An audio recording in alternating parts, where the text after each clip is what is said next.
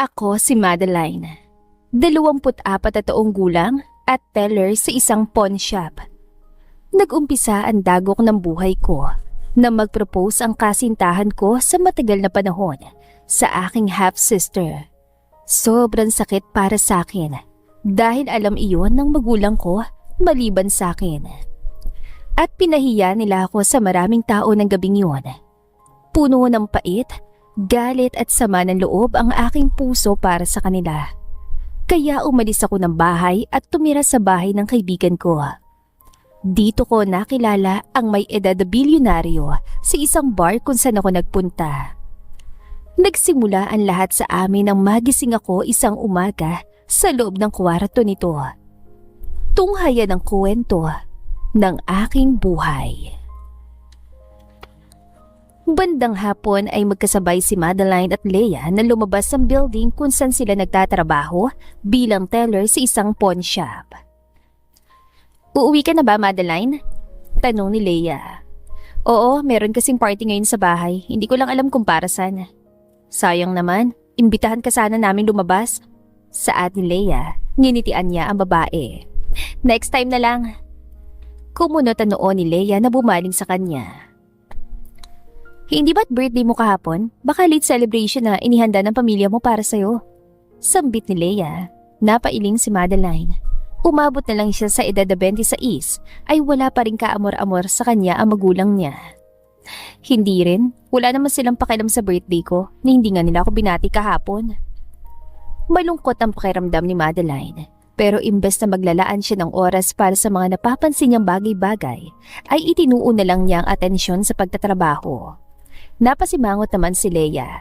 Hindi yata nagustuhan ang reklamo niya dahil base sa kwento ng babae ay mahal na mahal ito ng magulang.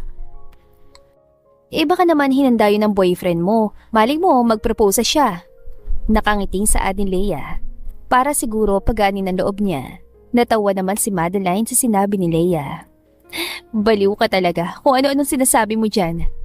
"Aba, maling mo lang naman ano. 9 na taon na kayong magkasintahan ng boyfriend mo. Mag-iisang dekada na kayo sa susunod na taon. Imposible namang wala pang plano yan." Sagot naman ni Leia. May kasama pa na pag-ikot ang mata. Nagkibit-balikat naman si Madeline. Ngunit ganoon pa man ay naisip niya ring totoo naman ang sinabi ni Leia. 9 na taon na silang magkasintahan ng kanyang boyfriend. Ngunit nararamdaman ni Madeline na tila ba parang wala pa ring plano itong pakasalan siya. "Ay, hindi ko alam. Sige na ha, mauna na ako sa'yo umuwi." Sige, ingat ka." Nakangiting sagot ni Leia. Nang may mapadaang taxi ay pinara niya agad ito. Dahil konting oras na lamang ay magsisimula ng party sa kanilang bahay. Pagdating ni Madeline ay dumiretso siya sa likod bahay. Nang matanaw niya ay napanganga siya sa ganda ng mga disenyo. Ang kumuha ng atensyon niya ay yung mga iba't ibang kulay ng balloons na nakalatag sa Bermuda grass. Sa kanilang garden gaganapin ang party at base sa napapansin niya ay tila ba mayroong ikakasal. "Oo, Madeline, ano pang ginagawa mo riyan? Magpalit ka na't ilang oras na lamang ay magsisimula ng party." Nakangiting saad ni Viviana. Ang babae ay madrasta ni Madeline. Ito ang ipinalit magmula na maghiwalay ang magulang niya. "Ano po bang meron ngayon at sobrang engrande ng mga design sa garden?" "Ay basta, malalaman mo rin yan mamaya. Sa ngayon, ang gawin mo ay mag-ayos ka na at magpaganda. Tinawagan ko na rin ang kasintahan mo at maya-maya lang ay nandito na siya." Sagot ni Viviana. Napakunot ang noo ni Madeline at nagtaka sa tono ng kanyang madrasta. Tila ba excited ito sa mga mangyayari ngayong gabi at ano naman ang kinalaman ng boyfriend niya dito at talagang personal pa talaga siyang tinawagan ng kanyang madrasta gayong hindi naman nila ito ginagawa dati. Hindi kaya totoo nga ang hula kanina ni Leia na magpo-propose ng kanyang kasintahan? Napailing na lamang si Madeline ngunit hindi nito mapigilan ang mapangiti sa ideyang yon. Sinunod na nga lamang niya ang utos ng kanyang madrasta.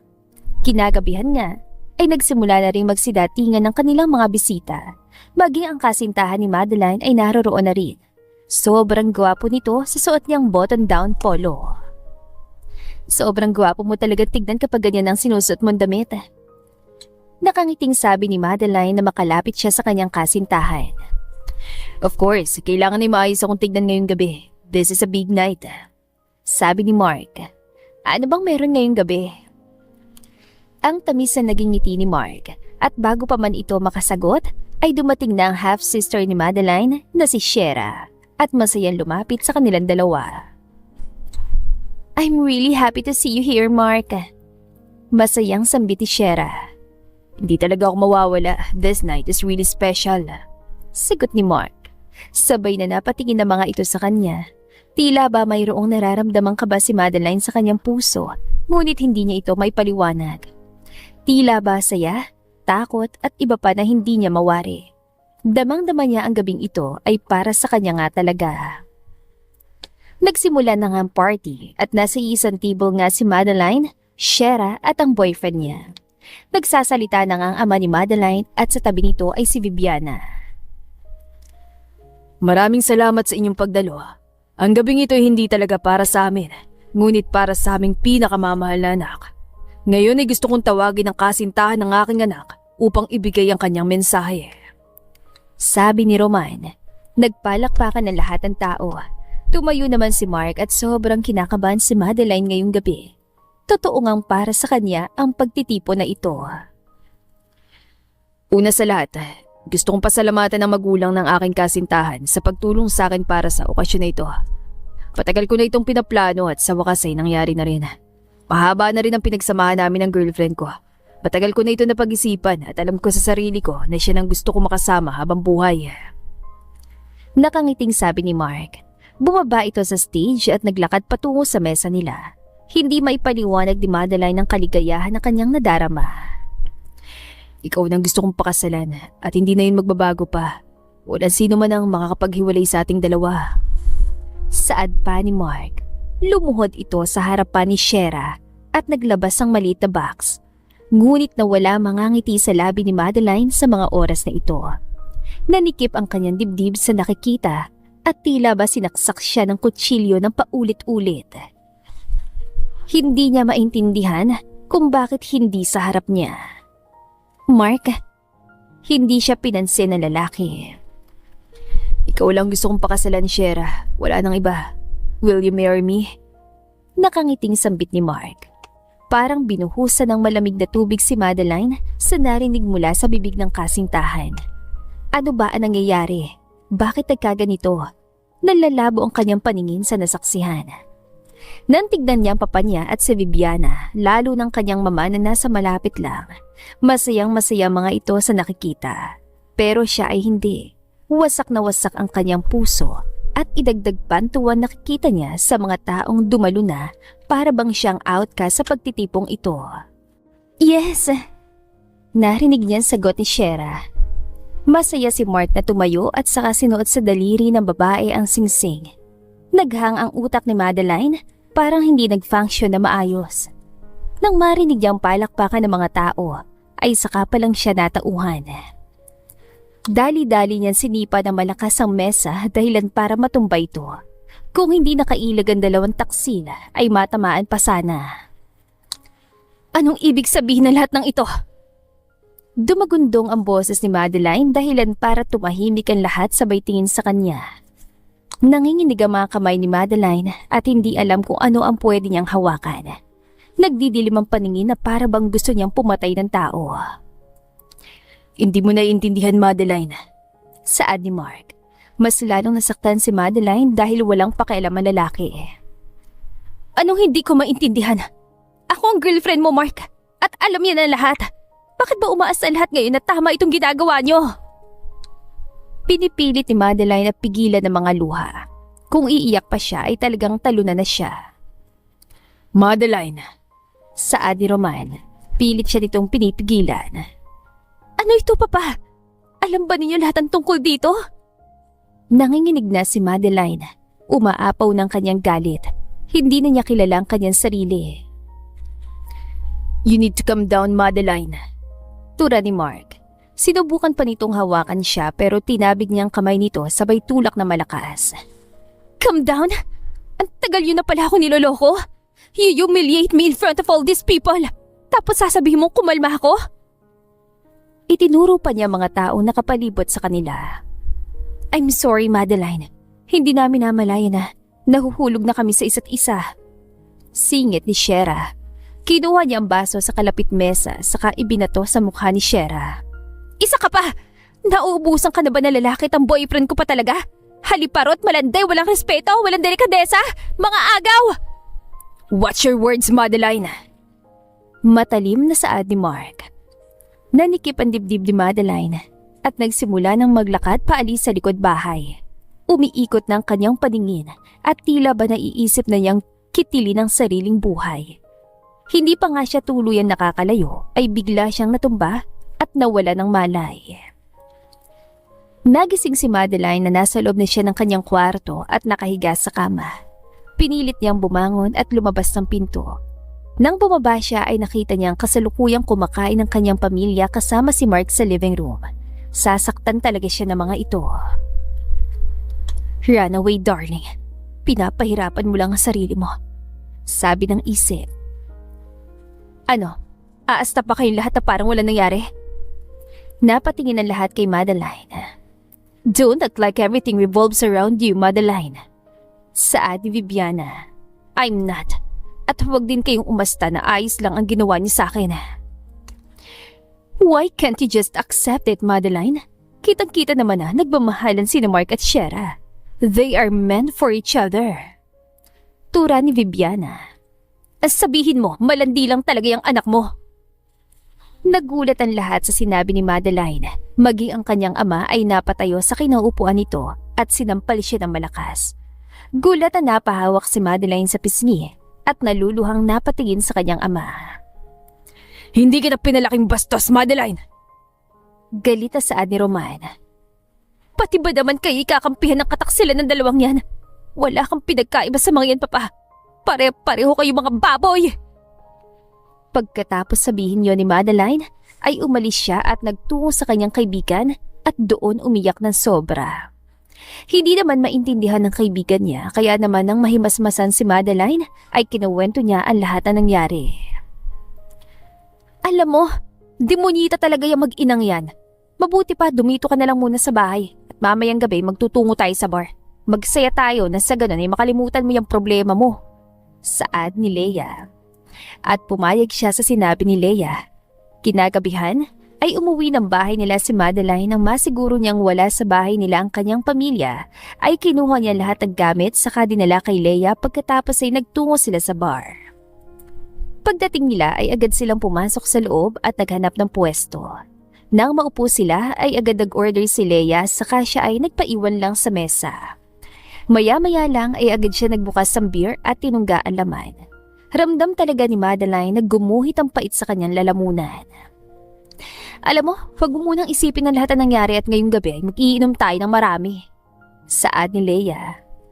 Oo naman, gusto ko makalimot kahit ngayon lang. Kung hindi ay mababayo na talaga ako sa sakit. Nang maubos niya ang laman ng unang bote na binuksan ay kumuha pa siya ng isa. Hindi na mabilang ni Madeline kung ilang beer ang nainom niya. Sa ngayon ay lasing na siya at umiikot ng kanyang paningin. Makalipas ng ilang minuto ay tumayo siya at nagtungo sa dance floor. At doon nga siya sumayaw na para bang wala ng bukas. Kung sino-sino ng kanyang nilapitan sa kasinayawan, tumatawa naman ang mga ito. Feel na ni Madeline ang moment hanggang sa nabangga niya ang isang lalaking may matipunong pangangatawan. Hinay-hinay lang. Napangiti si Madeline sabay haplos sa pisngi na lalaki. Niyayakap na niya ito. Sinusubukan pa nga niyang abutin ang labi nito pero biglang umiwas sabay hila sa kanya palabas ng bar. Let me go! Saan mo ba ako dadalhin? Nang tuluyan na silang makalabas ay binitiwan na siya nito. Iuwi kita sa inyo kaya sabi mo sa akin kung saan ka nakatira. Hindi na nakasagot si Madeline dahil bigla na lang siya nawala ng malay. Ang huling nakita niya bago pa siya mawala ng ulirat ay nasalos siya ng lalaki. Kinabukasan, nagising si Madeline na sobrang sakit ang kanyang ulo. Napatingin siya sa paligid at nagulat siya na makitang plain black ang kulay ng kinaroroonan niyang kwarto. Nasaan ako?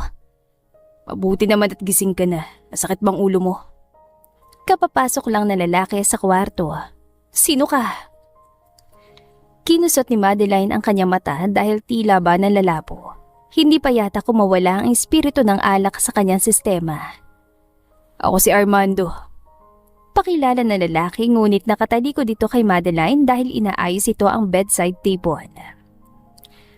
Armando Jose Saavedra, isang may edad na bilyonaryo. Hindi halatang nasa 45 ng edad mong yan, ha? Ngiting-ngiti si Madeline. Natigilan siya nang biglang humalakhak ang lalaki.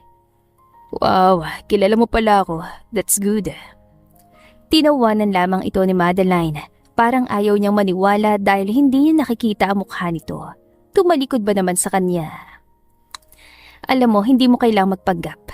Ngayon, ang gawin mo, ituro mo na lang sa akin ang daan palabas ang bahay mo at kakalimutan na lang natin ang isa't isa. Bakit hindi ka muna magstay for breakfast? Sa ganun magkakilala tayo na maayos. Nalaglag ang panga ni Madeline nang biglang humarap ang lalaki. Halos hindi siya makapaniwala sa kanya nakikita. Dahil ang lalaking nasa harapan niya ay ang makisig at matipunong bilyonaryo na si Armando Jose Saavedra. Literal at hindi lamang guni-guni niya.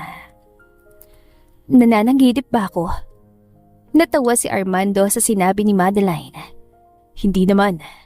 At bigla na lang sumikdo ang kanyang dibdib nang lapitan siya ng lalaki upang alalayan na bumaba sa kama. Wala akong ideya kung ano mga pinagagawa ko kagabi.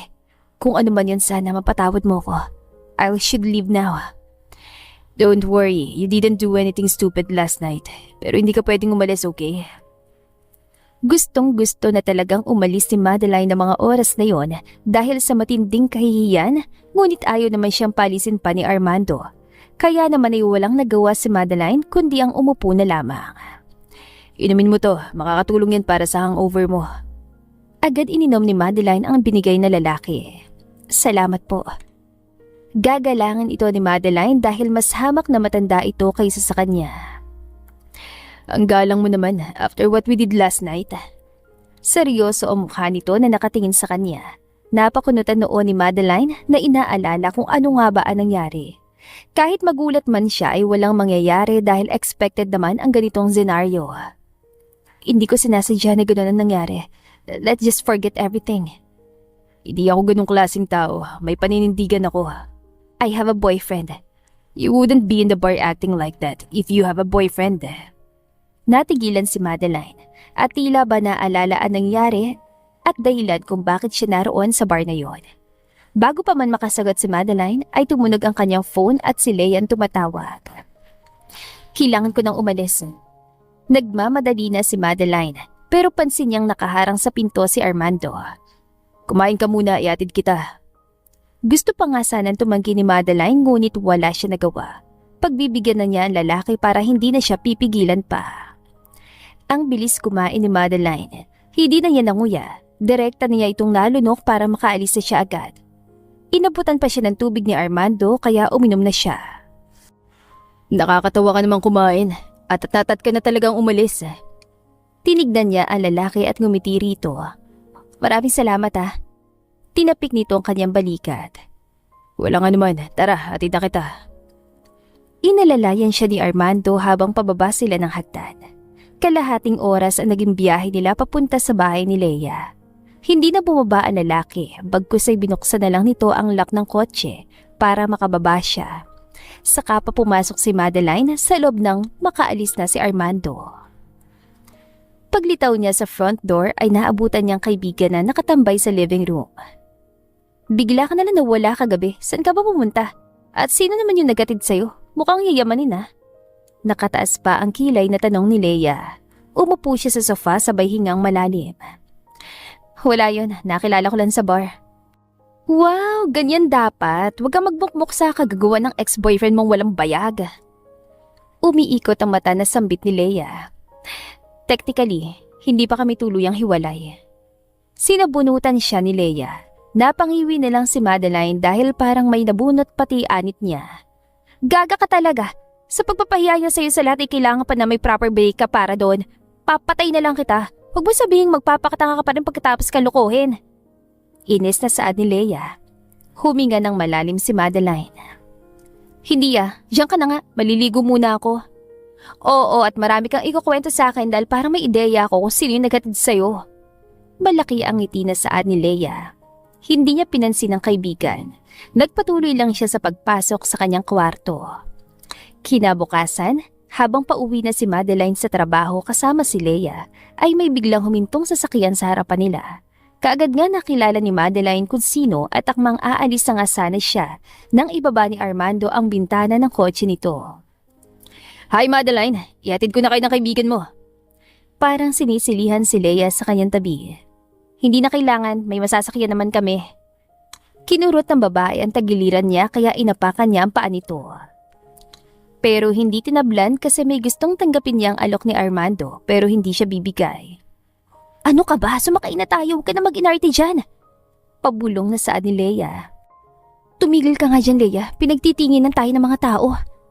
Mas matagal nila tayong pagtitinginan kung hindi pa tayo aalis. Sagot naman ni Leia. Walang nagawa si Madeline kung hindi ang sumakay. Magkatabi sana sila ng babae sa likuran pero itinulak siya nito papunta sa front seat. Akala ko ba may boyfriend ka? Bakit parang wala naman sumusundo sa'yo? Napangiwi si Madeline. Tinandaan talaga na lalaki ang sinabi niya. Nako, walang boyfriend yan. Single na single at ready to mingle. Sabat naman ni Leia. We just broke up. Kumunot ang noo ni Armando. Why? That's none of your business. Natahimik si Armando. Nagumpisa na itong magmaneho saka pinatakbo ang kotse palayo. Nag-cheat ang boyfriend niya at doon pa sa kanyang half-sister. Masaklap, di ba? Sabat ni Leia. Nilingon niya si Leia at sinamaan ng tingin. Ang daldal talaga ng babaeng ito. Tama na nga, ayoko siyang pag-usapan. Tahimik na rin ako. Tugon ni Leia. Napatango naman si Armando. Nang mahatid sila ni Armando ay agad na bumaba si Leia at nagpaalam na mauuna na sa loob ng bahay. Pasensya ka na sa kadaldalan ng kaibigan ko. Nginitian siya na lalaki. Ayos lang, that's actually good dahil siya na yung nagsasabi ng mga gusto kong malaman. Ano ba talagang gusto mo? Ikaw, interesado ako makilala ka. Napatikhim si Madeline dahil ang bilis ni Armando. Bakit ako pa? Ang daming ibang babae dyan. Di ko alam, basta interesado akong makilala ka. Hindi nakasagot si Madeline. Pwede bang magdahan-dahan ka lang muna? Ang bilis mo kasing bumanat. Napangisi si Armando. Okay, sige na, pumasok ka na at nang makapagpahinga ka. Okay, take her. Hinawakan ni Armando ang kamay niya nang tuluyan na siyang makababa. Pagkaalis sa lalaki ay nagmamadali nang pumasok si Madeline. Kinahapunan ay maaga silang kumain ni Leia kaya ngayon ay nasa kwarto na siya. Habang nakahiga ay hindi mawala sa isip ni Madeline si Armando kung bakit nga ba sa kanya pa siya interesado samantalang mas marami pa namang babae ang mas sexy at mas maganda kaysa sa kanya. Isang buwan na nakalipas ay tuluyang naging close sina Madeline at Armando. Nagkakasama na sila kahit saan kaya unti-unti na niyang nakalimutan ang sakit at dulot ni Mark. Ngayon ay lumabas ng kwarto si Madeline at naabutan si Armando sa sala na tila ba mayroong hinihintay. May hawak itong bulaklak saka human-sized stuffed toy na nakapatong sa sofa. Anong ginagawa mo rito? Lumapit si Madeline sabay upo sa tabi na lalaki. Inihintay ka na bumaba. Bakit? Ihatid ko kayo ng kaibigan mo sa trabaho. Napaismid si Madeline. Sinusundo pala sila. Pero ang atake ay parang aakyat na ligaw. You don't have to do that. Palagi mo na lang itong ginagawa baka masanay ako. Ang tamis na naging ngiti ni Armando. Mas gusto ko na masanay ka para hanap-hanapin mo ko. Napairap na lamang si Madeline. Ganon? Oo, bago ka nga makalimutan para sa'yo. Ibinigay nito ang bulaklak sa stuffed toy na matabunan ng katawan niya sa laki. Violet pa ang kulay na paborito niya. Thank you. You're welcome. Yakap-yakap ni Madeline ang bigay ni Armando na teddy bear. May katabi na siyang matutulog mamaya. O siya, dahil gusto mo kaming ihatid ay maghintay ka rito. Magbibis pa kami. Go ahead, take your time.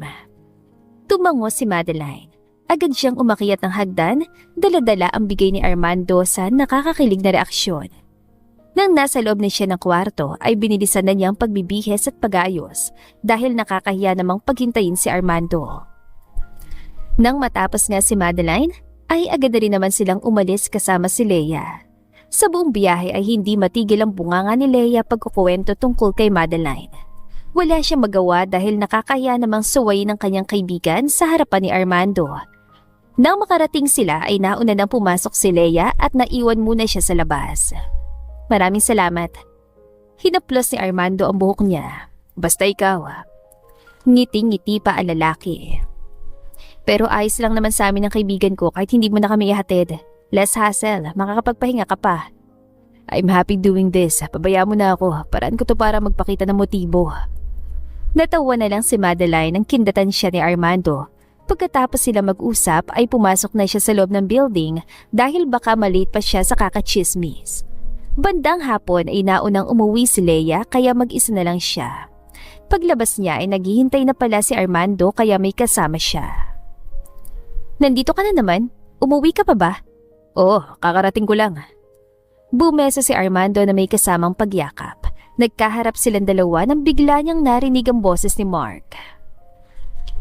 Nakahanap ka agad. Ang bilis naman. Sabi ni Mark. Sabay silang napatingin ni Armando sa lalaki. Anong ginagawa mo dito? Ngumisi si Mark. Hindi ka ba masaya na makita ako? Mahal mo pa ako, di ba? Tura ni Mark. Naikuyom ni Madeline ang kanyang kamay. Sa ginawa mo, kahit siguro yung matagal nang nailibing ay hindi matutuwa sa iyo, Mark. At ang kapal naman ng pagbumukha mong pumunta rito. Hindi nagustuhan na lalaki ang sinabi niya. Sinong ipinagmamalaki mo ha? Ito ba? Ngayon ko lang alam na pumapatol ka pala sa matanda. Amoy lupa na. Buhay pa nga pero nagmumukha ng kabaong. Kung mayaman ay masasabi kong nag-level up ng pagiging malandi mo. Tahas ang sabi ni Mark. Tumaas ang kilay ni Madeline. Kung makapanglait ay para itong santo sa sobrang perfect. Mas may bayag pang matandang ito kumpara sa'yo. At tama ka, mayaman siya at maraming pera kaya sobrang worth it landiin. Ikaw, anong may pagmamalaki mo? Parang natamaan si Mark dahil bigla itong tumahimik. Hindi mo man lang hinintay ang paliwanag ko. Balungkot ang boses na sabi ni Mark. Stop it. Bigla naman lumapit si Mark at hinilang kamay ni Madeline. Sumama ka sa akin, Madeline. Sabi ni Mark. Ano ba? Bitawan mo nga ako. Ayoko sumama sa'yo. Nagpupumigla si Madeline dahil ang higpit ang hawak nito sa kamay niya. Hindi tumigil na lalaki kahit nakahawak na rin si Armando. Narinig mo naman ang sinabi niya, di ba? Ayaw niyang sumama sa'yo, kaya huwag mo siyang pilitin. Huwag kang makialam dito, hindi ka kasali sa issue. Singhal ni Mark. Alam kong hindi, but that's harassment. Really? Tumahimik ka na. Kilala mo ba ako, ha? Mayabang na saad ito. Hindi ako interesado. Ang akin lang ay huwag mong ipilit ang gusto mo. Ire-report kita sa pulis. Walang naggawa si Mark kundi umalis na lang. Kagad na tinignan ni Armando ang kamay ni Madeline at namula nga iyon dahil sa higpit ang pagkakahawak sa kanya ni Mark. Ayos ka lang ba? Hindi pa nito nasaktan niyang pulsuhan. Oo, ayos lang ako. Salamat. Dapat talaga araw-araw na kitang ihahatid dahil sigurado akong babalik ang kumag na yon. Okay lang, kaya ko naman ang sarili ko. Nag-decide na ako, okay. Kailangan talaga na safe ka. Mukha pa lang na lalaking yun, hindi ka talaga titigilan. Ikaw ang bahala. Nagulat si Madeline dahil walang kaabog-abog siyang hinalikan ni Armando sa noo. Let's go. Ipinagbukas siya ng pinto na lalaki saka ito na rin ang naglagay ng seatbelt sa kanya. Sobrang thankful niya kay Armando kaya dali-dali niya itong hinalikan sa pisngi dahilan para hindi ito makakilos. Sa kabilang banda, si Armando naman ay kinikilig sa ginawa ni Madeline. Nung una pa lang ay may nararamdaman na siyang kakaiba sa babae pero ngayon lang niya nakumpirma. Nagbabalak na siyang ligawan si Madeline. Ayaw niyang matulad sa nauna na natakot siyang sumugad, kaya inabot na lang siya sa ganitong edad. Ayaw niyang lumisan sa mundo na hindi man lamang makapag-asawa at maranasan ang maging isang magulang. Tara na, natigilan ka yata dyan. Ngumiti si Armando. Okay. Sumulyap muna siya saglit kay Madeline bago pinandar ang kotse at pinatakbo palayo. Nang marating nila ang tinitirhan ng babae, ay naunang bumaba si Armando para mapagbuksan ito ng pinto. Mapipilahin na ako sa pinagagawa mo. Napanguso si Armando. Ganun talaga, baka naman may pakiramdam ka. At sabay silang nagkatawanan. Nagyakapan sila ni Madeline bago ito pumasok sa loob ng gate. Ilang minuto nakalipas ay masayang nagmamaneho si Armando. Pasipol-sipol pa siya at panay ang tingin sa review mirror. Makalipas ang 2 buwan, ay mas lalong naging malapit ang loob ni na Armando at Madeline. Kaya napagpasyahan niyang ligawan ng babae. Siguro naman ay tuluyan na itong nakamove on sa dating karelasyon at handa nang tumanggap ng bagong pag-ibig. Dala-dala ni Armando ang isang bouquet ng red rose saka teddy bear at tsokolate. Alas 7 na ng gabi kaya alam niyang nasa bahay na ngayon si Madeline. Nagpasabi naman siya na pupunta kaya pagdating niya ay hinihintay na siya nito sa labas ng gate. Dumalaw ka lang pero ang dami mong dala ah. Nakabukas na kasi ang bintana ng kanyang kotse kaya sumilip ito. Good evening. Likewise. Inayos muna ni Armando ang nilukot na damit saka bumaba. Bumese siya kay Madeline sabay bigay ng mga dala niya. For you, sana magustuhan mo. Sobrang lapad ang naging ngiti ni Madeline nang tanggapin ang ibinigay niya. Salamat, napagastos ka patuloy. Pagkasara niya ng pinto ay niyakap niya na mahigpit ang babae. It's okay, sa ilong din naman yan mapupunta. Nakahawak siya sa baywang na babae at sabay silang pumasok sa loob ng bahay.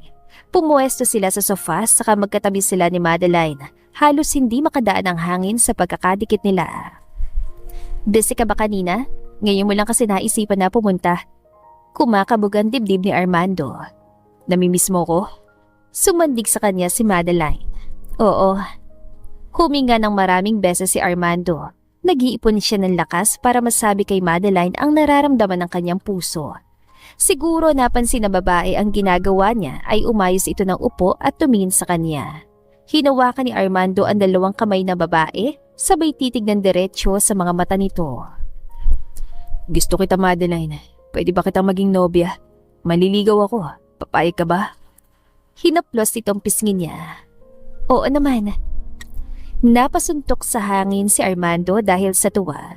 Sisigaw pa sana siya pero pinigilan niya sarili kasi baka maistorbo si Leia.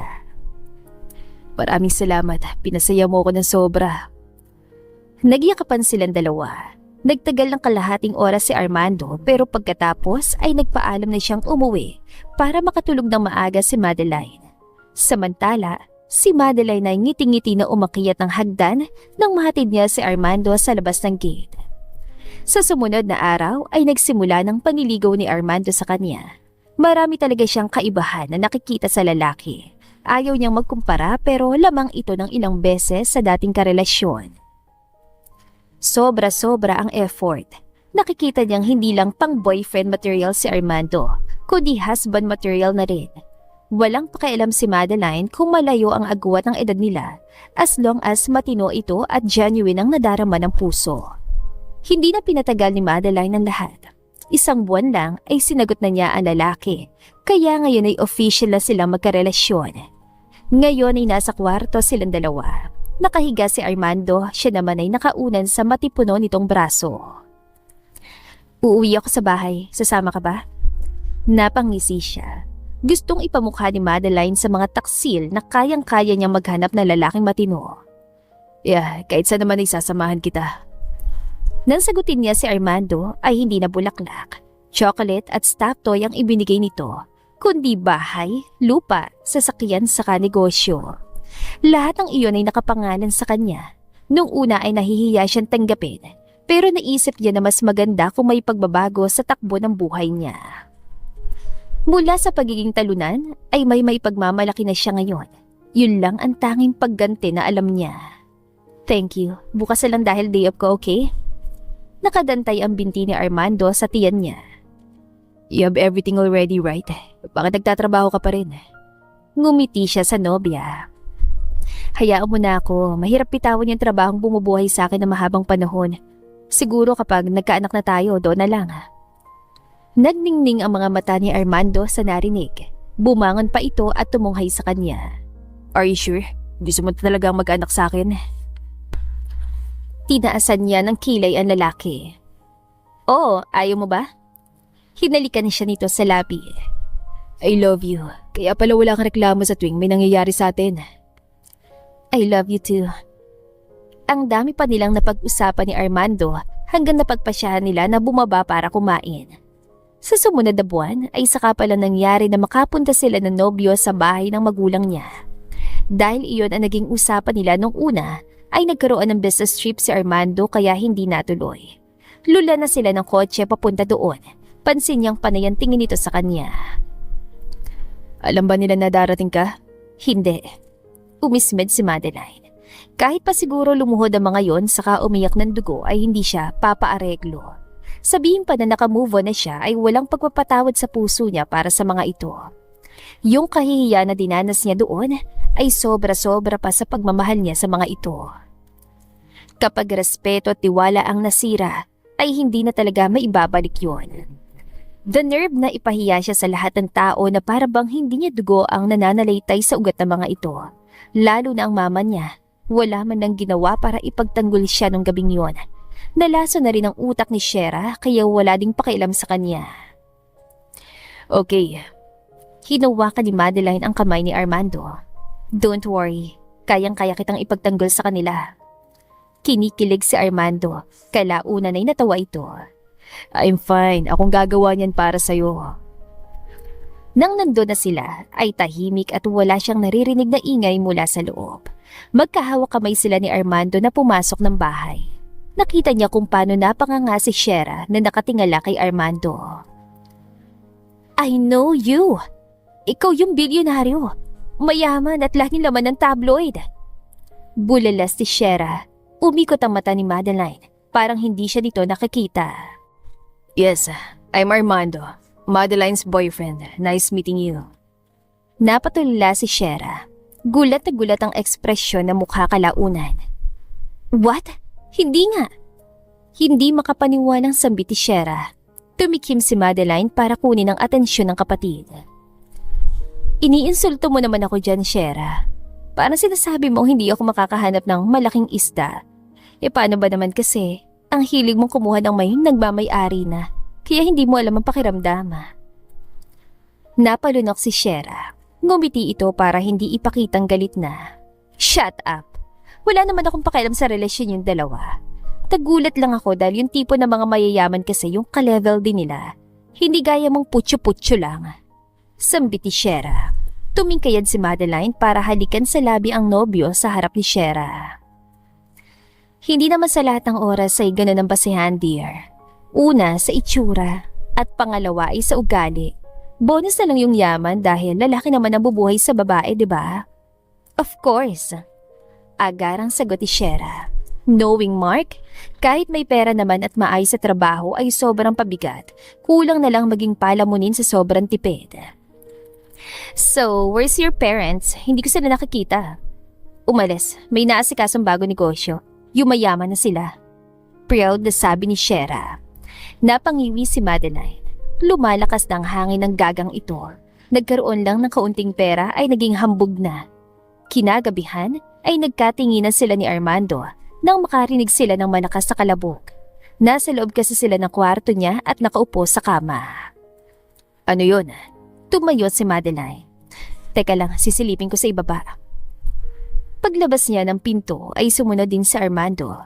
Nang tignan ni Madeline ay ang papa niya at si Viviana ang nakita.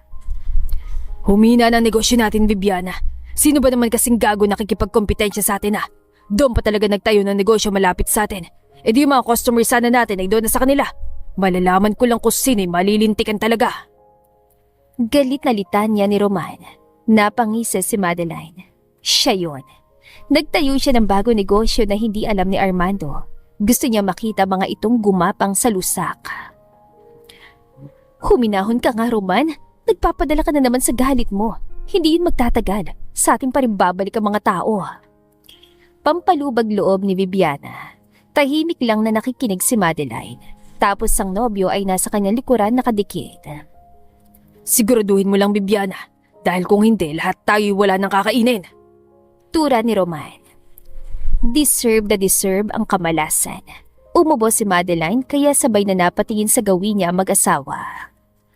Madeline, what are you doing here? Kunot na noon na tanong ni Viviana. Kumaway siya sa mga ito. Hello parents, I miss you both. Hila-hila niya si Armando na bumaba sila ng hagdan. Ang papa niya ay titig na titig sa lalaki na para bang hindi makapaniwala. Bumeso pa siya sa mga ito, nakipagkamay din ang nobyo. Ako po si Armando, boyfriend ni Madeline. Nakanganga ang dalawang matanda. Kilala ka namin. Talaga bang magkarelasyon kayo? How come? Tanong ni Viviana. Natawa na lang si Madeline. Pero sa kaibuturan ng puso niya ay ang sarap sampalin ng dalawang ito. Yes po, tita. And I love her so much. Hindi ba kapanipaniwala? Mabait si Madeline, kaya deserve niyang mahalin ng totoo. Natigilan na mag-asawa. Namutla ang mga ito dahil napahiya. That's great. Welcome to the family. We can do business together anytime. Sambit ni Roman. Naiiling si Madeline. Kung pagtitiisan ni Armando ang business itong papalubog na kung ang mga investors ito ay hindi basta-basta. Yes po, pero kakausapin ko muna si Madeline about it. Since share na kami sa kung anong meron ako. Napanganga ang papa niya. Kasalang may karapatan sa ganun. Singit ni Viviana. Opo, magpapakasal naman kami ni Madeline kahit sang simbahan pa. Bibigyan ko siya ng engrandeng celebration. Hindi nakaimik ang mga ito dahil nauunahan ni Armando sa kahanginan. Bandang gabi ay hindi na muna umuwi si Madeline. Sumabay muna sila sa hapunan. Ramdam niyan tensyon, inggit, galit at inis sa mukha ng mga ito. Dismaya din siya dahil siguro kahit anong gawin niya ay hindi na magbabago itong pamilya niya. Umuwi siya na nanghihina kasi masasabi niyang hindi talaga siya tanggap ng mga yon. Okay lang, kayang-kaya naman niyang mabuhay na wala sila. Natapos ang isang buwan ay parang lumilipad sa hangin si Madeline. Wala na siyang iisipin dahil sagot na siya ni Armando. Nandito na siya sa bahay na lalaki nakatira pero nakikita pa rin sila ni Leia kapag nasa trabaho. Makalipas ang isang buwan ay nagkaroon ng 2-day trip si Armando kaya wala ito sa bahay. Naiiwan siya mag-isa pero hindi naman siya natatakot. Isang gabi, ang lakas ng ulan ay may narinig siyang nag-doorbell kaya pinuntahan niya ito dala ang payong. Nagulat siya dahil si Mark ang napagbuksan niya ng pinto. Magandang gabi, Madeline. May pinapadala pala si Shera. Nakangiting sabi ni Mark. Nawala ng galit niya sa mga ito. Siguro'y panahon na para makapagpatawad siya. Ano naman yan? Ang lakas pa naman ng ulan. Prutas, galing kasi kaming probinsya noong nakarang linggo. Sagot ni Mark. Tinanggap naman niya. Napaigtad si Madeline nang hawakan ng lalaki ang kamay niya. Salamat. Isinara na niya ang pinto pagkaalis ni Mark. Kinabukasan ay bumalik ang lalaki. May dala na naman itong pagkain galing kay Shera. Pasensya na sa abala. Yung si Shera kasi, inaalala ka. Hingin pa umanhin ni Mark. Napahawak si Madeline sa kanyang dibdib dahil bigla siyang kinabahan. May kung ano sa tingin ng dating karelasyon na hindi niya mapangalanan. Okay lang. Napaatras si Madeline nang bigla siyang yakapin ng mahigpit ni Mark. I'm sorry, Madeline. Ikaw pa rin na mahal ko hanggang ngayon. Patawarin mo na ako, please. Handa akong iwanan si Shera para balikan ka. Pakiusap ni Mark. Tinuod niya ito dahilan para mapatalon sa sakit. Hayop ka! Wala kang kasing sama. Bakit ganyan kayo? Hindi niyo ko hayaang maging masaya? Hindi totoo yan, Madeline. Gusto ko maging maligaya ka at alam kong sa piling ko lang yun. Tugon ni Mark. Nagdilim ang paningin ni Madeline. Get lost! Umuwi ka na! Umalis ka na rito!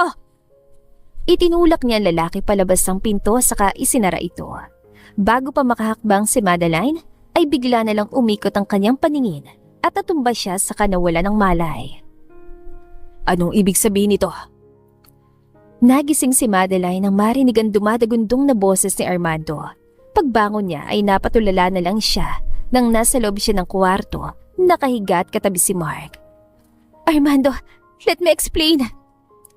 Agad siyang bumaba ng kama nang biglang mag-walk out ang nobyo. Pinilit niya itong pigilan pero iwinaksin itong kanyang braso. Damn you, Madeline! Mahal na mahal kita. Tapos ganito lang igaganti mo sa akin? Hindi ko alam ang nangyari. Nahimatay ako kanina at sa kwarto na ako nagising. Umigting ang panga ni Armando. Sa tingin mo paniniwalaan kita ha? Paano mo ipapaliwanag sa akin kung bakit kayo magkatabi sa kama ng ex-boyfriend mo? Napapikit na lang si Madeline. Ano ba ito nangyayari sa buhay niya? I don't know. Baka plano naman ito ni Mark. Tumigil sa pagakbang si Armando at hinarap siya. Let's stop this nonsense, Madeline. Suko na ako. Ayoko na. Tumulo ang mga luha ni Madeline. Ang sakit lang dahil yung taong mahal mo ay hindi ka pinaniniwalaan. Sa tingin mo kaya kitang saktan ha? Hindi ko kayang lokohin ka, Armando. Mahal na mahal kita para gawin ko yun. Pumipiyok pa si Madeline. Ayaw niya maghiwalay sila sa ganitong paraan. Sa'yo na yung pagmamahal mo. At nagtuloy-tuloy na sa pag-alis ng bahay ang lalaki. Sinundan niya ito. Tumatakbo pa siya para maabutan ng kotse nito pero sobrang bilis ang pagmamaneho ni Armando. Pagbalik niya ng bahay ay wala na si Mark. Alam na alam talaga ng lalaking yon kung paano siya saktan. Sa inis at galit ni Madeline ay ibinato niya ang glass vase sa dingding kaya nabasag ito. Hinintay niya ang pagbalik na lalaki pero lumalim na lang ang gabi ay wala pa rin ito. Isang linggo nakalipas ay mag-isa na lang sa bahay si Madeline. Hindi niya alam kung nasa na ngayon ang nobyo. Wala na siyang balita kaya naisip niya na hindi na niya ipipilit ang kanyang sarili dito. Saradong utak nito sa paliwanag niya. Mas lalo lang silang magkagulo. Naglalagay siya ng damit sa traveling bag nang bigla na lang umikot ang kanyang paningin. Saka nagmamadaling pumasok sa banyo at sumuka. Ang sakit ang tiyan at ulo ni Madeline saka hindi niya maintindihan ang kanyang sarili. Nang may masbasan siya ay kinuha niya ang PT sa loob ng sling bag tapos ginamit. Nalaman niyang buntis pala siya. Sayang lang, kung kailan magkakabibi na sila ni Armando ay saka naman sila naghiwalay. Sa ngayon ay balak muna niyang umalis para linisin ang kanyang sarili. Isang oras na nakalipas ay nasa labas ng bahay si Madeline. Nakatanaw sa buong paligid na puno ng panghihinayak. Masakit, sobra. Sa bawat hakbang niya palayo ay bumibigat ang pakiramdam niya. Nang may masmasan si Madeline ay pinunasan niyang kanyang basang pisngi. Hindi niya nababanggit na umalis sa pala siya sa trabaho at magkasabay pa sila noon ni Leia. Tatawagan niya ngayon ng kaibigan. Kukumustahin niya ito. Hi Leia, kumusta ka na? Umiiyak ka ba? Bakit parang ngongok ako magsalita? Sinong umawi sa'yo ha? Sambit ni Leia. Tutulo na sana ang luha ni Madeline pero napigilan niya ito. Wala. Are you sure? Kilala kita kaya alam ko kung kailan ka umiiyak o hindi. Napangiti na lang si Madeline. Nagpapasalamat siya dahil kahit na papano sa mundong magulo at masakit ay may mabuti siyang kaibigan. Pupuntahan kita dyan. Okay lang ba? Oo naman, halika rito. Magkwento ka kung ano nangyari. Pagpayag ni Leia. Salamat. Okay, sumakay ka lang ng bus. Mag-iingat ka ha. Tawagan mo lang ako. Tugon ni Leia. Nayakap ni Madeline ang kanyang sarili dahil nilalamig siya. Itinago na niya sa loob ng sling bag ang cellphone saka nagpatid sa terminal ng bus. Buong durasyon ng biyahe ay natutulog lang siyang mabuti na lang hindi siya lumampas. Bago pa niya matawagan si Leia pagbaba, ay naramdaman na lang niyang may yumakap sa kanya. Ang bilis mo naman. Naghagik-hikan silang dalawa, pero ramdam niya ang pag-alala ng kaibigan. Nang marating nila ang bahay ay nagkwento agad si Madeline kaya sabay silang nagkaiyakan. Okay lang yan, ganyan talaga ang buhay. Walang kasiguraduhan kahit sabihin mo pa na mahal ka ng isang tao. Huwag kang mag-alala, bubuhayin natin yung anak mo, okay? Nakangiting sabi ni Leia. Maraming salamat. Ikaw talagang palaging takbuhan ko. Kung wala ka, ewan ko na lang. Hinaplos ng babae ang mukha niya. Walang problema, you can count on me. Sagot ni Leia. Humiga siya sa kandungan ng kaibigan at nakatulog siya. Makalipas ang 9 na buwan, ay isinilang ni Madeline ang kambal na sanggol na lalaki. Walang pagsidlan ng tuwa na nadarama niya ng mga oras na yon. Ang bilis ng panahon. Kahit gano'n ang nangyari sa buhay niya, ay hindi siya nagsisisi dahil may kapalit naman na kaligayahan ng lahat ng sakit. 3 buwan na rin magmula nang makalabas siya ng ospital at nandito na sila ngayon sa bahay. Ang gwapo ng mga prinsipe ko. Ngiting-ngiti si Leia sa tabi niya. Siyempre, magandang mami at ninang nila eh. Sabat ni Leia. Hindi ko inaasahan na darating ako sa ganitong punto ng buhay ko. Hindi ako makapaniwala. Natawa ng malakas si Leia. Maniniwala ka na talaga dahil sa'yo nanggaling ang mga yan. Tura ni Leia. Kinurot niya sa tagiliran ang kaibigan. Labis-labis ang pasasalamat ni Madeline kay Leia kasi hindi talaga siya iniwan. Magmula nang mabuntis siya at nanganak. Lalo na sa pag-aalaga ng triplets ay sobrang hands-on ito. Kaya malaki ang utang na loob niya sa babaeng ito. Sana magaganti man lang siya sa kabutihan nito pagdating ng araw. Habang si Armando ay nasa bahay niya, bumalik siya noong nakapag-isip-isip siya. Pero wala na siyang naabutan. Umalis si Madeline na dala ang lahat ng gamit ito. Nagkamali siya na hindi pinakinggan ng nobya kaya ngayon ay nagsisisi siya ng sobra. Hinahanap niyang babae kung saan-saan. Tinatawagan din niya ito pero hindi na niya makontak kahit si Leia ay wala na siyang balita. Nasa loob lang siya ng bahay. Walang maayos sa tulog, kain at saka hindi na rin siya naliligo. Umaasa siya na sana babalikan pa siya ni Madeline para maging okay ang lahat. Kakalimutan na niya ang nangyari at magsisimula silang muli. Nang marinig ni Armando na may nag-doorbell ay agad siyang tumakbo para buksan ang gate. Akala niya si Madeline yon, yung pala ay ang ama nito. Naistorbo ba kita, Armando? Tanong ni Roman. Nilakihan niya ng bukas ang pinto. Hindi naman po, pasok po kayo. Pumasok naman ang matandang lalaki. Inaya niya itong maupo sa sofa pagkarating nila sa living room. Hindi na ako magpapaligoy-ligoy pa. Nandito ako para humingi sana ng tulong. Nabankrupt ang negosyo ko at makukuha ang bahay ko kung hindi ko yun maasikaso. Naisangla ko sa bangko yun. Direktang tura ni Roman. Napasandig sa inuupuan niya si Armando. Pasensya na po, hindi kita mapapagbigyan. Hiwalay na po kami ng anak mo. Wala na siya rito ngayon sa bahay. Nagulat ang matanda. Ganun ba? O sige, pasensya na. Wala akong alam. Hingin pa umanhin ni Roman. Sumama ang timpla ni Armando. Paano malalaman kung inabando na ang anak dahil lang sa paborito ang isa? Kahit anong mangyari, ay hindi niya bibigyan ng pabor ang mga ito na umasenso sa buhay. Okay. Hinatid pa niya ito sa labas ng gate sa kanila at bumalik sa loob. Sa sumunod na linggo, samantalang si Madeline ay sumama kay Leia na bumalik sa syudad. Kararating lang nila kanina pero naisip niyang dalawin si Shera. Gusto niyang makitang kapatid. Iiwanan niya munang kambal kay Leia dahil wala namang ginagawa ang babae. Sumakay lang siya ng taxi papunta doon at para nakakita ng multo si Shera nang lumitaw siya sa likuran nito. Nasa bukuran kasi ang babae, nagtatanim ng bulaklak. Wala na itong kaarte-arte sa katawan, manang na ang datingan. Ilan ang anak mo ngayon?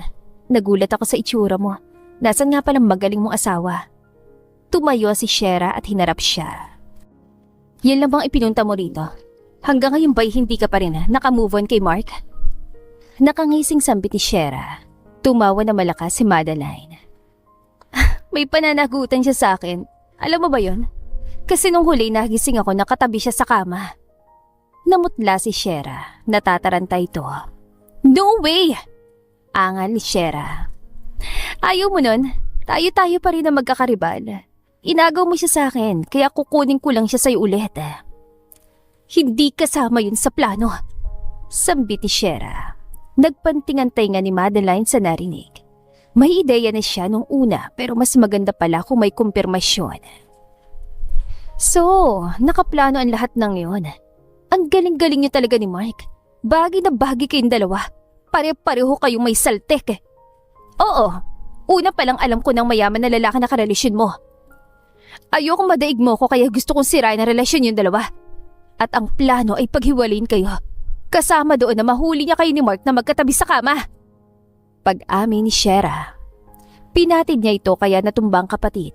Pumalakpak pa siya dahil sobrang galing nitong gumawa ng paraan at ayon nga ay nasira sila.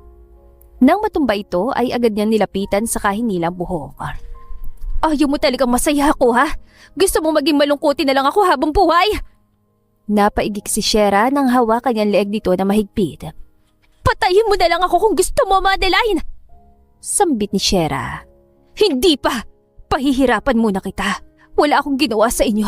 Kayo pa nga nanakit sa akin tapos ako magsasuffer. Dapat kayo din! Nanginig si Shera. Ang tapang-tapang pero may takot din pala. Hindi ka magiging masaya, Madeline! Tahas ang tura ni Shera. Hinila niya ito patayo at itinulak papunta sa gate. Inuubos mong pasensya ko, Shera! Itigil mo ng pangialam sa akin kung hindi may kalalagyan ka! Ngumisi si Shera kaya binato niya ito ng suot na sandalyas. Lumakas ang sigaw ng babae kaya biglang lumabas ang pinto si Mark at ang sama ng tingin sa kanya. Umalis ka na, Madeline! Alis! Hindi ka namin kailangan dito! Pagtataboy ni Mark, ngumisi lang si Madeline sabay pulot ng kanyang sandalyas at nagmamadaling lumabas ng gate. Ang sarap ng pakiramdam niya dahil nasakal na niya si Shera nung una pa niyang gustong gawin. Pag-uwi niya ng bahay ay hinahapo siya. Magmula na magkahiwalay ang landas nila ni Armando ay nagalit ito sa kanya ay hindi na siya nakabisita sa negosyo niya. Mahiya pa naman siyang gawin yon. Ano bang ginawa mo sa inyo? Hinahapo kapag uwi dito?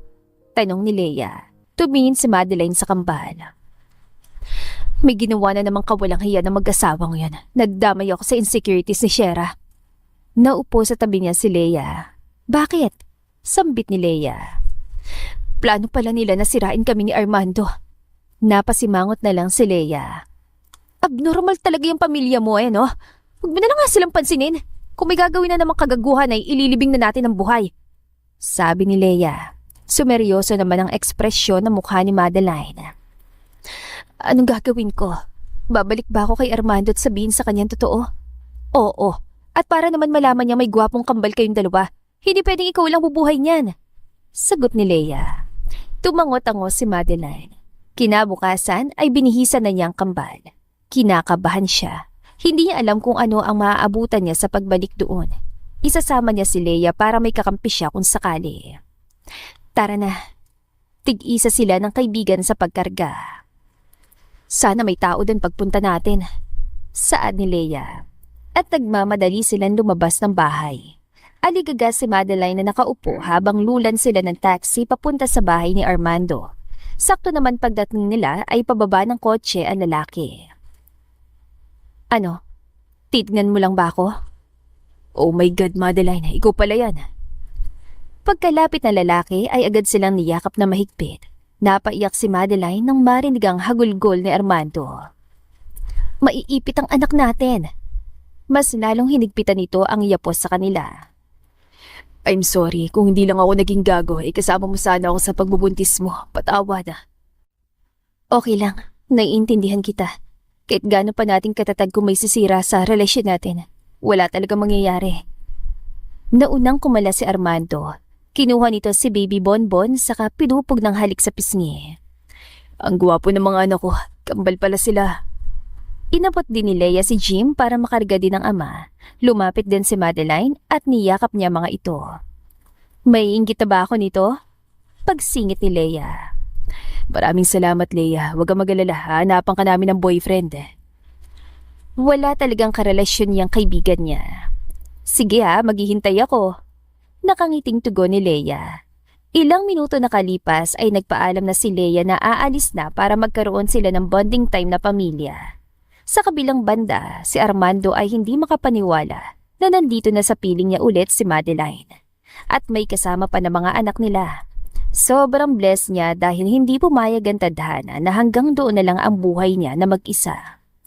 Magkatabi sila ng nobya ngayon na nakaupo sa sofa at binabantayan ng kambal na gumagapang sa sahig. Hinahalik-halikan niya ang pisngi ng babae, niyayakap niya ito. I miss you so much, Madeline. Kung naging malawa ka lang pangunawa ko noon, hindi tayo magkakalayo. Pangako ko, hindi na mauulit yon. Niyapos siya ni Madeline. Kalimutan na lang natin yan, okay? Naiinis pa rin ako kapag naiisip yun Pasensya na, dahil nadadamay ka sa pagiging abnormal ng kapatid ko. Ako nahihiya sa pinagagagawa niya. Akalain mo yun? Nang agaw na siya tapos ngayon maninira na naman.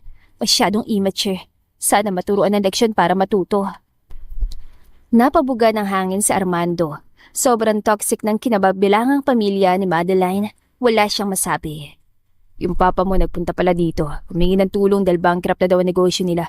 Pero sabi ko, hindi ko siya matutulungan kasi hiwalay na tayo. Good move. Hayaan mo siyang ayusin ang problema niya. Naisip ko na pinagtulungan ka nila. Nakalipas na yon. Dapat nakapagpatawad na ako pero mahirap. Hindi na muna. Napangiti na lang si Armando. Kinagabihan ay inaasikaso nilang kambal sa pinatulog nila. Parang matutunaw siya nang tumitig si Madeline. Bakit ganyan ka makatingin sa akin Napatakip sa bibig niya si Madeline. Nakakatuwa lang tignan na kahit may anak ka na ay parang hindi ka pa rin tumanda. Napatampal sa noon niya si Armando. Ikaw talaga, huwag mo akong binibiro ng ganyan. Sumeryosong tingin ng babae sa kanya. Masaya ako na magkasama na tayo ngayon, na wala ang bigat sa puso ko. Nilapitan niya si Madeline sabay siil ng halik sa labi. I love you, Madeline. I love you too. Magkaharap silang dalawa sa gitna ng kwarto at sinayaw-sayaw niya ito kahit walang tugtog. Inabot sila ng hating gabi na ganito lang ang ginagawa. Biglang nagliwanag ulit ang mundo ni Armando nang bumalik sa kanya si Madeline. Proud na proud siya sa sarili niya. After all, may tatanggap pa rin pala sa pagkatao niya at magmamahal sa kanya ng tapat at totoo. 5 buwan na nakalipas habang si Madeline ay kontento na sa buhay na kasama si Armando at ang kanilang kambal. Marami siyang nababalitaan tungkol sa pamilya niya. Nawala ng tuluyan ang negosyo ng mga ito tapos nahila din ng bangko ang bahay dahil naisangla pala. Hindi na rin nagtatagpo ang kanilang landas. Pagkatapos ng huling ginawa ng mga ito ay wala na siyang panahon na unang lumapit sa mga ito. Kahit isa man sa kanila ang humingi ng tawad pero wala talaga. Malakas ang loob kahit walang-wala na sa buhay. Magkanya-kanya na sila. Nawala na rin siya ng amor sa mga ito dahil sa mga nangyayari. Matapang na ngayon si Madeline. Hindi na siya basta-basta natitibag sa mga problema, lalo na ngayon na nanay na siya. Kahit mahirap ang maging full-time mommy at businesswoman, saka obligasyon pa niya kay Armando, ay nagagawa niya ng paraan. Katatapos lang maglaba ni Madeline, kaya nandito sila sa laundry area para magsampay, para kinabukasan ay matuyo na sa hangin lang. Nag-uunat siya ng katawan saka pumasok sa loob ng bahay. Dumiretso siya sa kwarto at pagtulak niya ng pinto ay naabutan niya ang mga nagkakalat na balon sa sahig. Pero ang kumuha sa kanyang atensyon ay ang petals ng red rose na naghugis puso sa ibabaw ng kama. Natawa siya na may halong kilig. Why are you laughing? Nababaduyan ka ba sa ginagawa ko? Pagtingin niya sa hagdan ay umakyat si Leia. Hindi naman, nagulat lang ako dahil may ganito ka palang side. Sweet din ang pagkatao mo. Nalukot ang mukha ni Armando. Wala lang ganito nung una, hindi na sweet. Napailing na lang si Madeline. Hindi naman. Hinila siya ni Armando papasok sa loob ng kwarto. Nakita niyang kinuha ni Leia ang kambal saka binitbit palabas. Yumuko siya saka tinignan ng mga petals saka hinaplos. Napanganga si Madeline nang pagtingin niya kay Armando ay nakaluhod na ito sa kanyang harapan, saka may hawak na singsing. Will you marry me? Yes. Pagkasuot ng singsing ay agad na paupo si Madeline at iyak ng iyak. Hindi lang siya nananaginip ngayon. Nangyayari na talaga ito sa buhay niya. What's wrong? May pag-alala sa boses ni Armando. Tuwan-tuwa lang ako. Hindi ko matik ang saya na umaapaw sa sistema ko. Hinalikan ni Armando ang kanya noo. Mas pinapasaya mo ko. Kabadong-kabado ako kanina nang iniisip ko itong proposal. Successful naman kaya maraming salamat. Tumalikod si Leia nang maghalikan sila ni Armando. Ang landi-landi talaga. Bulalas ni Leia. At napabungusngi sila ng sabay ni Armando. Kumalma na si Madeline. Nakatitig lang siya sa lalaki na pinunasan ng luha niya. Hindi mo kailangang matakot kapag ako yung kasama mo. Dahil sigurado na magiging bukas mo, okay? Mahal na mahal ko kayo ng mga bata at hindi na mangyayari yung naranasan mo noon. Ang lapad ng ngisi ni Madeline. Grabe. Ang bait ang pagkakataon sa kanya. Hindi talaga siya papayagan na maging malungkuti na lang habang buhay. Ipapangako ko rin sa'yo na aalagaan kita. Mamahalin at sasamahan hanggang sa pumuti ng buhok natin. Pumalakpak si Leia. Saksi talagang kaibigan kung ano ang nararanasan niya sa buhay. Sa sumunod na mga buwan ay ikinasal sina Armando at Madeline sa simbahan. Sila-sila lang ang naroon, ni isa sa pamilya niya ay walang pumunta. Okay lang dahil hindi naman welcome doon ang mga bitter at walang kaligayahan sa puso. Ang bilis ng panahon, parang kailan lang ay maliliit pa lang ang mga anak nila. Pero ngayon ay lumaki na tapos siya ay buntis na naman sa ikalawang pagkakataon. Nasa bahay lang ang kanyang mag-aama tapos siya'y umalis para puntahan si Leia. Nagulat pa ito nang dumating siya. Uy, malaki na tiyan mo, umalis ka pa ng bahay. Sana hinintay mo na lang ako na bumisita doon sa inyo. Sambit ni Leia. Pumasok agad si Madeline dahil hinahapo siya. Hindi ka na nasanay sa akin, sumusulpot ako kung kailan ko gusto. Ang lakas ng tawa ni Leia. Ang ganda mo pa rin kahit buntis ka. Nakailan ka na, ako kaya kailan? Nakangiting sabi ni Leia. Huwag atat Leia, hindi madali ang buhay may asawa. Hindi ko sinasabi na nagsisisi ako pero napakahirap. Oo nga, pero ikaw lang yung nahihirapan na sobrang fresh. Ang taray pa ng kilay. Sambit ni Leia. Nahila niya ang buhok nito. Hindi naman nagalit. May ibibigay ako sa'yo. Bawal mo itong tanggihan ha. Kulang pa to sa mga sakripisyo mo sa amin ng mga bata. Ano ka ba? Wala yun. Sagot ni Leia. Inabot niya rito ang envelope. Buksan mo. Tiyak na magugustuhan mo yan. Napakanga si Leia na makita ang laman ng envelope. Hala, kotse? At negosyo? Totoo ba to? Masayang tura ni Leia. Oo, para naman hindi ka na mahihirapang bumiyahe. Higit sa lahat, hindi ka na magtatrabaho dahil may sarili ka na negosyo. Tumulong ang luha ni Leia.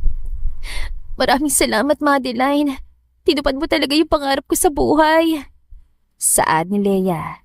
Niyakap siya nito na mahigpit. Ang ginawa nila ay nag-iyakan lang sila ng 1 oras, idagdag pa na buntis siya kaya ang daling tumulo ng kanyang luha. Makalipas ang 4 na buwan ay nagsilang ng sanggol na babae si Madeline. Tawang-tawa siya dahil nahimatay si Leia sa sobrang takot. Mabuti na lang nagising ito pagkalabas ng bata. 2 sana silang na-confine. Pinapadede niya ang baby Talia tapos nasa tabi niya si Armando. Panay ang silip nito sa mukha ng anak. Ang ganda niya, nagmana sa'yo. Sa ating 2, tayo naman ang bumuo nito. Ang tipid ang ngiti na mister niya. Oo nga. Kumusta na si Leia? Napakamot sa batok si Armando. Hindi napigilan ng sarili kaya tumawa ito na malakas. Umuwi ng bahay, babantayan na lang daw niya ang kambal kaysa manatili dito. Hindi niya kinaya. Pinunasan na lalaki ang basa niya noo. Nag-slice ito ng prutas saka pinapakain siya. Lalo na ako, hindi pala talaga madali. Parang lalabas ang puso ko sa dibdib. Nung lumabas ang bata, saka pa lang ako kumalma. Nasasanay na rin si Madeline. Kahit nakakatakot ay mas iniisip niya ang kaligtasan nila ng anak niya. Thank you sa pag-aalaga at pagmamahal. Mahal na mahal kita. Hinalikan ni Armando ang tungki ng kanyang ilong. Mahal na mahal din kita ng sobra. Nandito lang ako palagi sa tabi niyo ng mga anak natin. Ngiting-ngiti si Madeline. Hindi madali ang buhay na tinatahak niya. Sakit na naranasan kasama ng pamilya niya na hanggang ngayon ay hindi pa rin siya nakatanggap ng tawad galing sa mga ito. Okay lang. Wala namang problema sa kanya. Kung iisiping mabuti ay marami talagang aral ang mapupulot sa kwento ng buhay. Masasabi ni Madeline, nang isang gabi na pagsasama nila ni Armando ay naging panghabang buhay na. Ang aral sa kwentong ito ay walang patutunguhang maganda kapag gumawa ka ng mali sa kapwa. Kahit anong gawin mong pagsisikap sa buhay ay hindi mangyayari dahil merong inggit na namamahay sa iyong puso. Matuto kang maghanap ng sayo, hindi yung kailangan mo pang mang-agaw para lumigaya ka. Hindi nakaka-proud yung ganun na masaya ka tapos may iba na nagdurusa. At higit sa lahat, yun sakit na nararanasan ng isang tao sa ngayon ay may katumbas yang kaligayahan pagdating ng panahon. At dito na po nagtatapos ang ating kwentong pag-ibig. Maraming salamat po sa pakikinig. To God be the highest glory. Hanggang sa muli. Paalam!